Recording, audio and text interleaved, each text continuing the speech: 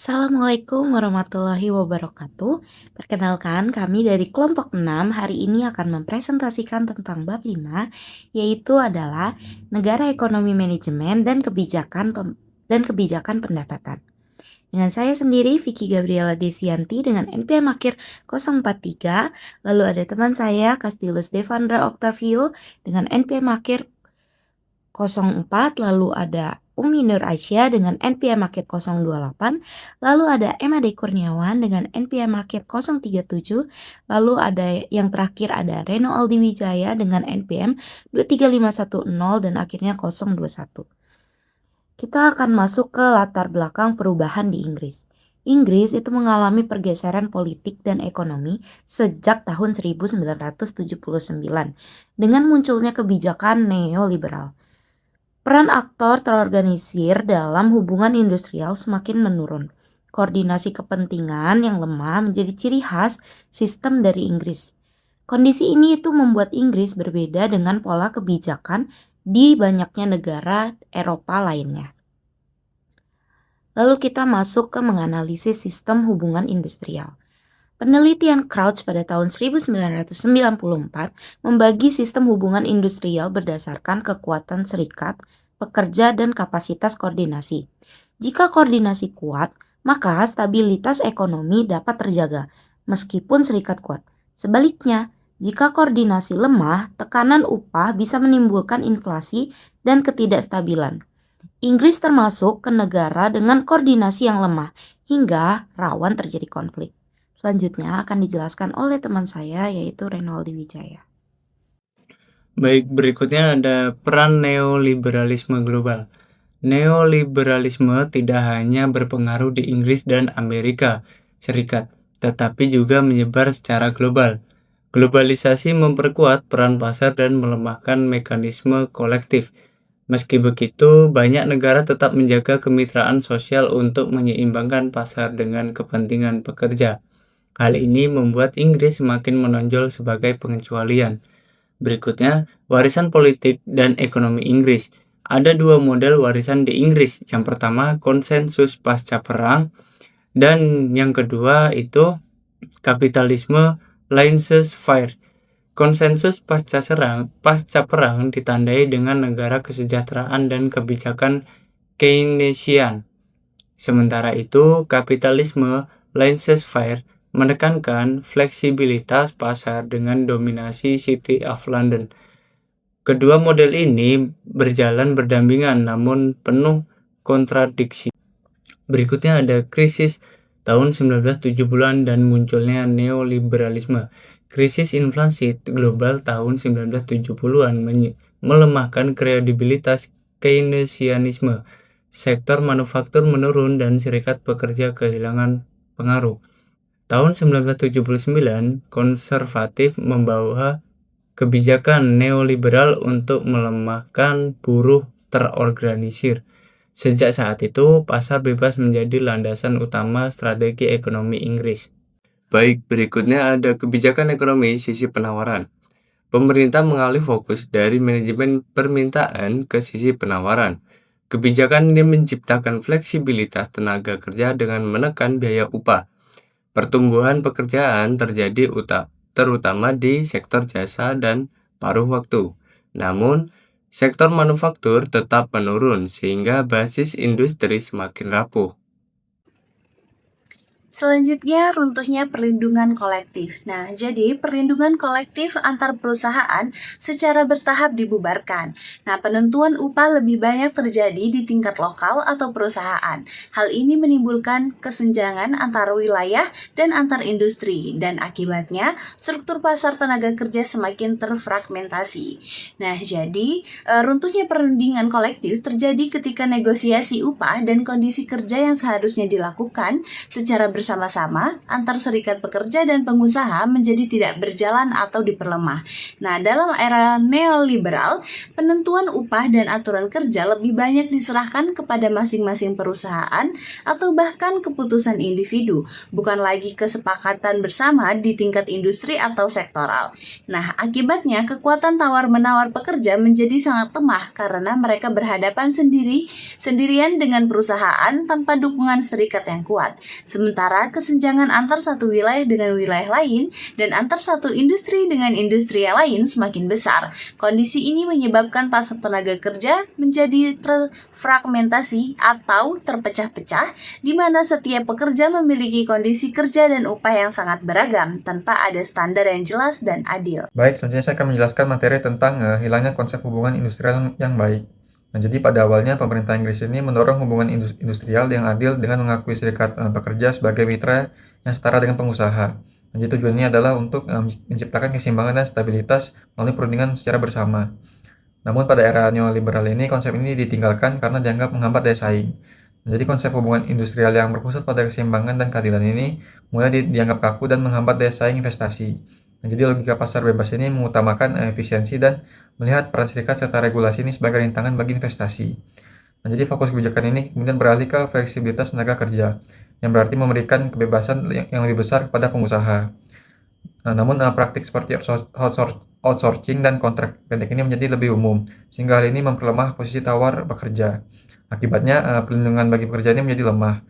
Nah, standar kerja seperti upah dan jaminan kerja ini menjadi lebih rendah dan rentan, sementara ketidakpastian dan ketimpangan di tempat kerja ini semakin meningkat. Selanjutnya itu ada pengambilan tripartisme. Jadi pada tahun 1990-an, pemerintah ini secara resmi membubarkan lembaga tripartit utama seperti National Economic Development Council dan Manpower Service Commission. Nah, jadi pembubaran ini merupakan langkah simbolis sekaligus konkret yang menandai berakhirnya komitmen negara terhadap model konsultasi yang melibatkan pemerintah, pengusaha, dan serikat pekerja. Nah, jadi kebijakan ini menandai pergeseran dari pendekatan ekonomi yang kolaboratif menuju model yang lebih sentralistik dan dipimpin oleh pasar. Kemudian selanjutnya setelah pembubaran lembaga tripartit ini, serikat pekerja secara sistematis tidak lagi dilibatkan dalam proses perumusan kebijakan ekonomi dan ketenagakerjaan tingkat nasional. Nah, jadi pengecualian ini membuat suara dan kepentingan kolektif pekerja menjadi tidak terdengar dalam arena politik yang paling berpengaruh. Kemudian pergeseran yang terjadi di Inggris ini membentuk sebuah kontras yang tajam dengan banyak negara Eropa lainnya, seperti Jerman dan negara-negara Skandinavia atau Denmark, Norwegia, dan juga Swedia. Jadi negara-negara tersebut justru mempertahankan dan bahkan memperkuat model tripartisme dan ekonomi sosial pasar mereka. Jadi dampak dari adanya kegiatannya itu membuat terjadinya perubahan pada peran serikat pekerja. Nah, jadi tanpa akses ke meja perundingan kebijakan nasional, ruang gerak dari serikat pekerja ini menjadi lebih sempit. Nah, jadi serikat pekerja ini akhirnya hanya bisa memperjuangkan masalah-masalah kecil untuk anggotanya dan tidak dilibatkan dalam perencanaan ekonomi nasional. Akibatnya, suara mereka ini menjadi lemah dan tidak mampu mempengaruhi kebijakan pemerintah yang berdampak pada semua pekerja. Yaitu perbandingan Inggris dengan Uni Eropa. Nah, jadi sebagian besar negara Uni Eropa daratan ini seperti Jerman, Prancis, dan negara-negara Nordik justru tetap mempertahankan dan menerapkan kemitraan sosial. Nah, jadi dalam model ini serikat pekerja dan asosiasi pengusaha ini diakui sebagai mitra yang sah dalam dialog sosial. Tidak hanya dalam urusan perusahaan, tetapi juga dalam perumusan kebijakan ekonomi dan ketenagakerjaan tingkat nasional. Nah, kemudian negara-negara Eropa tersebut memandang tripartisme ini sebagai sebuah mekanisme yang penting untuk menjamin stabilitas dan legitimasi kebijakan publik. Jadi dengan melibatkan perwakilan pekerja dan pengusaha sejak awal, sebuah kebijakan seperti reformasi pensiun atau undang-undang ketenagakerjaan dapat dianggap lebih adil, lebih matang, dan telah mempertimbangkan berbagai kepentingan. Hasilnya, kebijakan itu dapat mendapatkan legitimasi yang lebih luas dan lebih kecil kemungkinannya menimbulkan gejolak sosial atau pemogokan secara besar-besaran. Nah, jadi negara Inggris ini justru lebih dekat dengan model Amerika Serikat yang individualistik dan neoliberal. Nah, jadi model ini lebih menekankan pada hubungan kerja yang langsung antara karyawan dan majikan dengan peran serikat yang diminimalkan. Jadi fokusnya ini yaitu pada fleksibilitas pasar tenaga kerja, deregulasi, dan membiarkan pasarnya menentukan kondisi kerja dan tidak mengandalkan negosiasi kolektif yang diatur oleh negara. Jadi hal ini membuat negara Inggris ini seringkali terisolasi dalam kebijakan yang sosial ekonomi di Uni Eropa. Nah, jadi Inggris ini seringkali merasa asing dan terisolasi dalam perbedaan dalam perdebatan mengenai kebijakan sosial ekonomi di Uni Eropa. Jadi Inggris ini cenderung menentang arahan dan regulasi dari Brussels yang bertujuan untuk menyelaraskan standar perlindungan pekerja dan memperkuat dialog sosial di tingkat Eropa. Nah, jadi posisi yang sering berseberangan ini membuat hubungan antara Inggris dengan mitra-mitra Eropa ini menjadi melemah. Baik, saat ini kita masuk ke dalam pembahasan studi kasus. Di sini kelompok 5 mengangkat suatu sejarah paling terkenal dalam konteks hubungan industrial di negara Inggris, yaitu adanya pemogokan penambang di antara periode 1984 sampai 1985. Konflik ini melibatkan Serikat Penambang Batu Bara atau NUM yang dipimpin langsung oleh Arthur Scargill melawan pemerintah yang diwakili oleh Margaret Thatcher, yang mana konflik ini awal mulanya itu dilatar belakangi dengan pengumuman adanya penutupan 20 tambang, yang dimana dapat mengancam lebih dari 20.000 pekerjaan.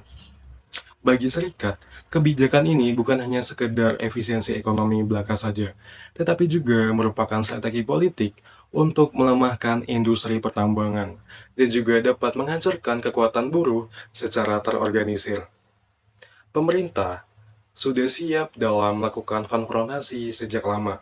Contohnya saja dengan menimbun batu bara, menempatkan tokoh kunci, dan juga menggunakan retorika musuh dalam negeri untuk mendapatkan legitimasi publik dalam menghadapi kaum buruh. Selanjutnya kita masuk ke dalam jalannya konflik dan juga hasil dari konflik itu tersebut. Jadi, pemogokan penambang terjadi selama 1 tahun penuh.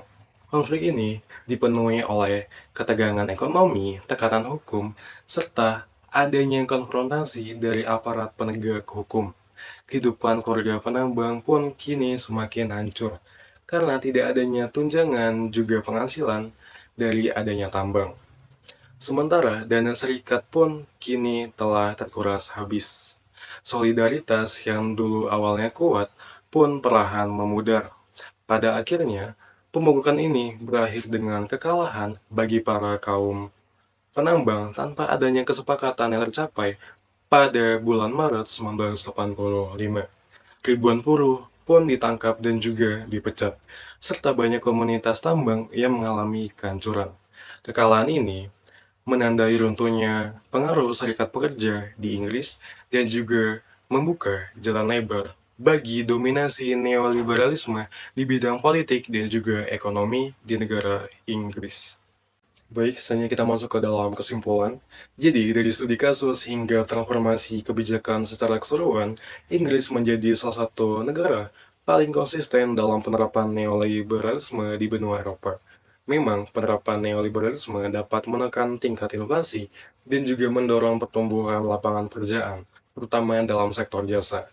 Namun, konsekuensi negatifnya tidak bisa kita abaikan begitu saja. Contohnya saja seperti peran serikat pekerja yang semakin menurun, kesenjangan sosial dan juga regional yang semakin melebar, dan juga basis industri manufaktur yang semakin melemah. Dengan demikian, pengalaman negara Inggris dapat membuktikan bahwa penerapan neoliberalisme memang dapat membawa stabilitas jangka pendek dalam sisi ekonomi, tetapi juga dapat meninggalkan kerentanan struktural yang mendalam bagi dunia kerja dan juga karyawan. Baik, sekian video pembelajaran tentang bab 5 yang telah dibuat oleh kelompok 6. Kami mohon maaf jika ada salah kata. Kami tutup. Wassalamualaikum warahmatullahi wabarakatuh.